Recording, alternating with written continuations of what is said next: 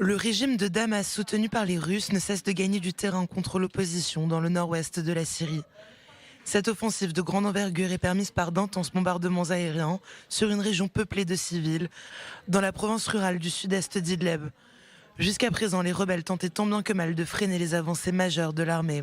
L'intensification des frappes entraîne le déplacement de dizaines de milliers de civils qui tentent de fuir les combats. Au moins 7 d'entre eux ont perdu la vie dimanche. Nous avons fui sous les bombardements et les destructions et nous ne savons pas où nous irons. Nous n'avons pas d'abri, nous n'avons rien. La ville de Maarit al-Nouman est particulièrement visée. Les forces royalistes ont pris le contrôle de 25 villes dans le secteur et se rapprochent dangereusement de cette localité. Ce qui provoque le déplacement anticipé de milliers de familles qui craignent d'être prises pour cible. J'emmène ma famille et nous nous dirigeons vers un camp. On ne sait toujours pas si nous pouvons avoir une tente. Il fait froid et la pluie empêche les gens de dormir sans chauffage. C'est comme ça que nous vivons, c'est notre vie. Nous remercions Dieu dans tous les cas.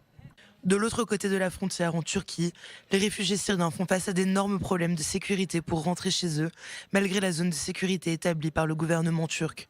Depuis l'entrée en vigueur du cessez-le-feu, les conflits ne se sont jamais vraiment arrêtés. Si les Syriens quittent la Turquie, ils ne pourront probablement plus jamais s'y rendre. Au moins c'est sûr ici, nous ne pouvons pas supporter les jours où nous craignons que des débris causés par les bombes tombent sur nos enfants. Nous ne voulons pas y retourner pour vivre une telle vie. Le régime syrien contrôle désormais 70% du territoire. Les raids et les combats ont intensément repris depuis le 16 décembre, malgré les appels de l'ONU à éviter une escalade.